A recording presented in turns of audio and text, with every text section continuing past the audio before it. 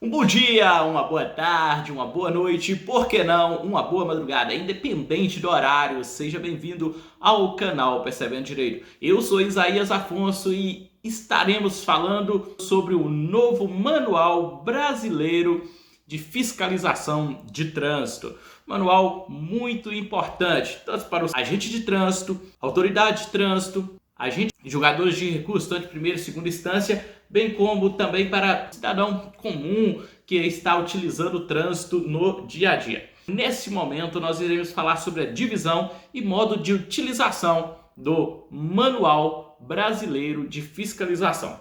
Para começarmos, é bom falar que ele traz procedimentos gerais que devem ser observados, tanto por autoridade de trânsito, os agentes de trânsito e os órgãos julgadores, tanto da primeira quanto da segunda instância. O manual ele está estruturado, ele foi dividido em duas partes. A primeira parte, que é uma parte geral, na parte geral é onde está a apresentação da norma, os conceitos, também as definições que são aplicadas a todo o conjunto normativo. Então a parte conceitual é a primeira parte. A segunda parte já é a parte das fichas de fiscalização de cada infração de trânsito. As fichas elas são compostas por campos de descrições destinada a cada detalhe da infração de trânsito. E nós podemos citar que dentro da ficha, a parte que tem as fichas, que vai constar cada infração de trânsito tem a sua ficha, ela vai ter a tipificação resumida, ou seja, a conduta infracional, de acordo com a portaria do órgão executivo de trânsito. O que é isso? É aquele dizer da infração. Exemplo, a tipificação resumida tem um exemplo, dirigir utilizando de telefone celular ou manuseando o telefone celular. Isso é a tipificação resumida, ou seja, vai trazer o que é a infração de trânsito. Mas temos mais coisas que vai estar nessa ficha. A ficha também vai ter o amparo legal ou dispositivo legal do Código de Trânsito, CTB. É onde no CTB que se encontra aquela infração. Então, quando nós pegamos o Manual Brasileiro de Fiscalização, tem a parte das fichas. Tem ali a conduta e depois tem um amparo legal, ou seja, em qual artigo que está embasando aquela infração de trânsito. Além da tipificação do amparo legal, também tem a tipificação do enquadramento, ou seja, é a conduta infracional, ou seja, o textinho infracional ou a conduta que levou à infração. Dirigir utilizando o telefone celular. Se a pessoa está utilizando esse telefone celular, então tem lá aquela partezinha também descrevendo essa conduta infracional. Outro elemento que nós temos na ficha de fiscalização é a gravidade. A gravidade é a classificação da infração de acordo com a sua gravidade. O que é isso? É quando a gente fala assim, essa infração é leve, essa infração é média, essa infração é grave, essa infração é gravíssima. Isso é a gravidade da infração. Também está na ficha de enquadramento. Outro elemento que se encontra na ficha de enquadramento, que todas as infrações têm que ter, é a penalidade, ou seja, a sanção aplicável àquela conduta infracional, o que vem a trazer a punição. A penalidade é exatamente aquela previsão de punição. Qual que é a punição por dirigir utilizando o telefone celular? Qual que é a punição para quem avança o sinal luminoso vermelho? Então, essa é a penalidade. E nós temos ainda na ficha outro elemento que obrigatoriamente tem que estar lá, é a medida administrativa, ou seja, o procedimento aplicado pela conduta infracional. Ou seja, já não é mais a penalidade, não é a sanção, mas sim qual vai ser o procedimento adotado pelo Estado. Exemplo, estacionar em local proibido. Tem a possibilidade da autuação, famigerada multa, e também tem a possibilidade de outra medida administrativa, que é a remoção do veículo daquele local irregular. Também tem na ficha de fiscalização, nós temos o infrator. Mas o infrator, o que é isso? O infrator, pessoal, é a pessoa responsável pelo cometimento da infração. Aí você fala, não, tranquilo, é sempre o condutor. Não. Tem algumas infrações de trânsito que o infrator é o proprietário. outras infrações de trânsito que o condutor é o infrator e outras infrações de trânsito que o infrator não é o condutor e não é o proprietário, é o transportador. E tem infrações que não é o condutor, não é o transportador, não é o proprietário, é o embarcador, quem colocou a mercadoria. Mas nós vamos explicar quem é cada uma dessas figuras mais à frente, porque o nosso próprio manual traz etapas separadas e vamos seguir o próprio manual. Então nós já fomos aí também pelo infrator. Então nós vemos aí que não é apenas o infrator, não é apenas o motorista, não é apenas o proprietário, também pode ser o embarcador ou o próprio transportador, ou possa ter concorrência entre eles. Competência também é um elemento muito importante.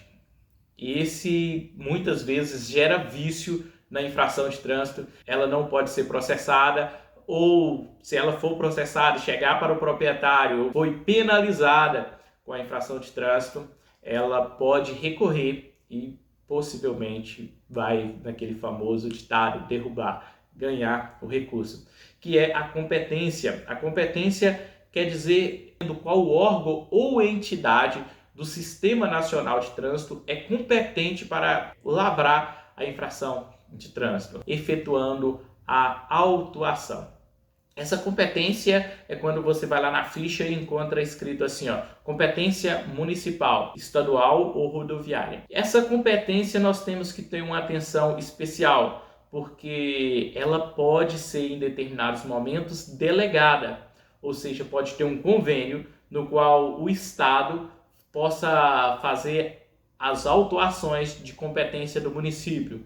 Muitas vezes o município pode fazer as autuações de competência estadual e também possa ser de competência rodoviária. Pode ter essa transferência de competência para autuação. Esses atos estatais, eles têm competência e muitos têm competência exclusiva, outras privativas, e tem algumas situações que possa ter esse compartilhamento de competência. A situação da infração de trânsito é essa, possa ter esse compartilhamento de competência para o ato administrativo, o ato de preencher o auto de infração. E quando se trata dessa competência, não basta um bate-papo, é necessário um convênio formalizado entre os entes que está cedendo o poder de fiscalização e o ente que está recebendo essa competência para efetuar a fiscalização de trânsito ou autuação de trânsito. Quando se trata de uma infração de trânsito cuja competência para fiscalização é estadual e o município faz essa autuação, é necessário que tenha um convênio. Quando se trata também do Estado efetuando uma multa, então nós temos algumas infrações de trânsito, exemplo que eu posso dar, de parada e estacionamento, que é competência do município. Se o Estado for fazer essa fiscalização, exemplo, a Polícia Militar for fazer a fiscalização, é necessário que ela tenha um convênio com o município.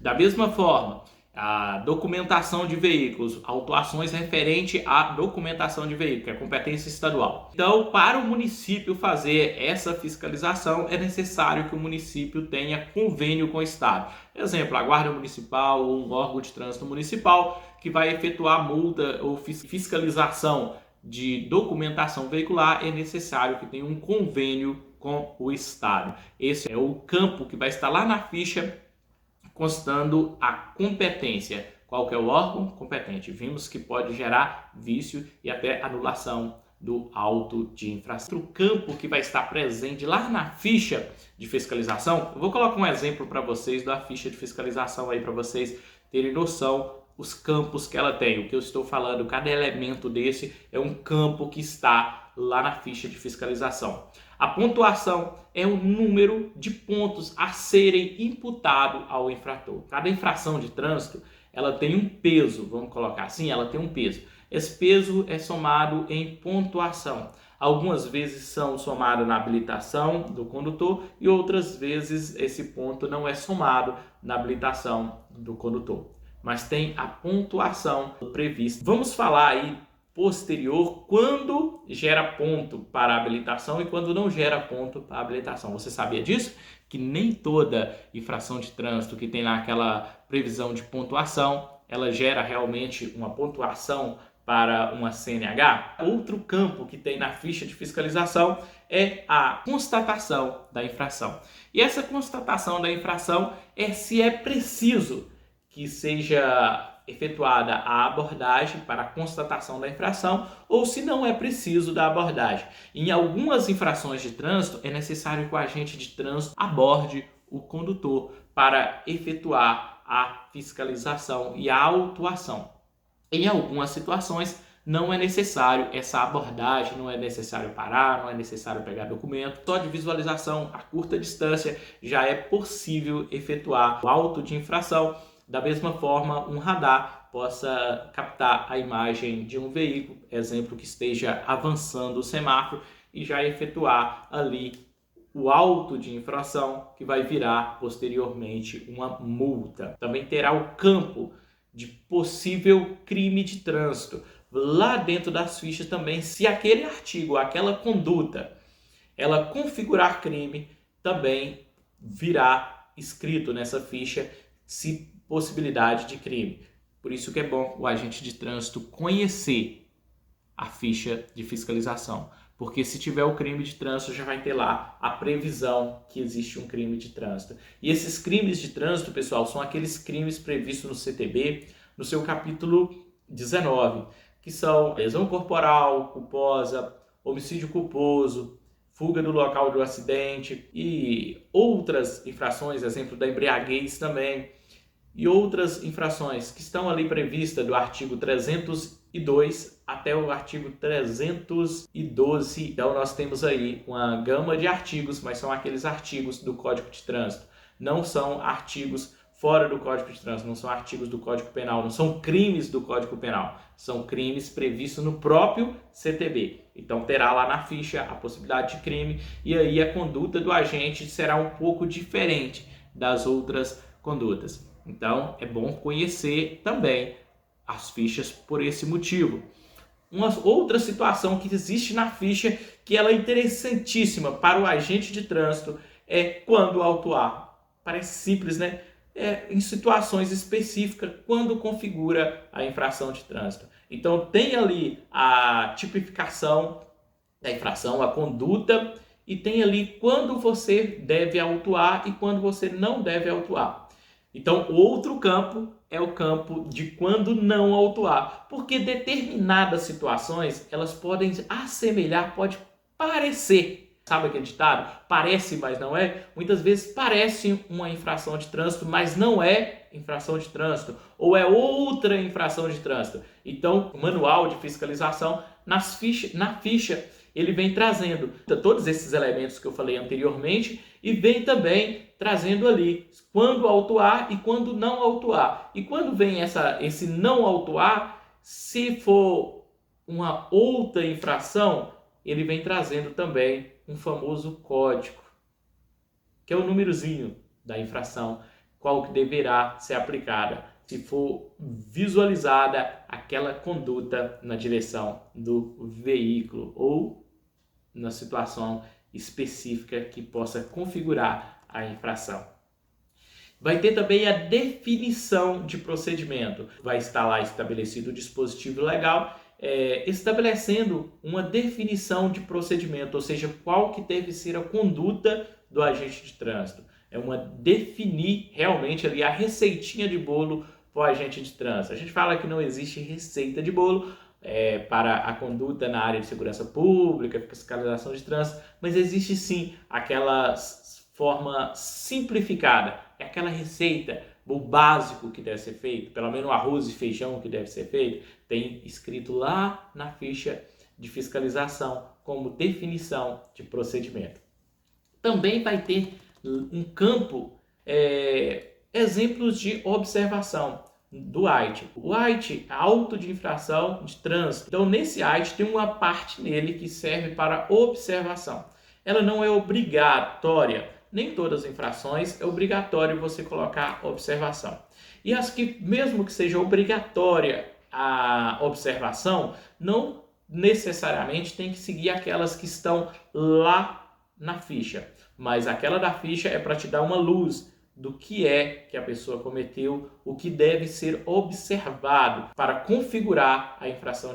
O agente de trânsito pode complementar essa infração colocando ali o que foi observado, para facilitar até mesmo para um órgão, uma junta julgadora, analisar se aquela conduta realmente que foi cometida pelo infrator se configura realmente aquela infração de trânsito. Então a observação ela não tem que ficar restrita ao que está na ficha, porque é meramente exemplificativa, mas tem que ter, alguns casos tem que ter observação, e o agente de trânsito pode seguir a observação da ficha ou pode narrar conforme ele observou. Na verdade, sempre como ele observou. A ficha é uma luz de um fato que ele possa estar constando no AID, desde que seja a realidade, né? Informação complementar. Na ficha também tem informações complementares, que são situações de normas aplicadas, a necessidade de sinalização para a configuração de infração de trânsito, a ilustração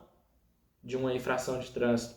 Então tem ali nas fichas esse complemento. Muitas vezes vai ter uma ilustração, tem todos os dizeres anteriores e também tem ali uma figura para facilitar o agente de trânsito, o agente fiscalizador e até mesmo o próprio condutor a ter uma noção do que a lei quis trazer. É aquele assim, quer que eu desenhe? Nem todas as fichas vão ter a ilustração, mas em algumas fichas vai ter a ilustração. Na verdade, pode trazer informações complementares. Entre essas informações complementares pode ter a figura. Quer que eu desenhe? O manual ele desenhou para facilitar em algumas situações. Muito obrigado pela atenção. Vamos parando por aqui. No nosso próximo encontro falaremos mais. Se você gostou do conteúdo, compartilhe, deixe o seu like, comente, dê o seu comentário aí, peça outro conteúdo ou até mesmo traga alguma crítica positiva para o canal, desde conteúdo à apresentação. Espero ter atingido um pouquinho vocês, que vocês possam continuar engajando nos nossos vídeos. Vamos para a mensagem de reflexão? Às vezes é necessário sentar, analisar, para depois colocar no papel. Muitas vezes o nosso sentir não condiz com o que está previsto para que seja feito. Então haja com sabedoria, não faça com precipitação, mas seja consciente em todas as suas condutas. Que Deus abençoe e até o nosso próximo encontro.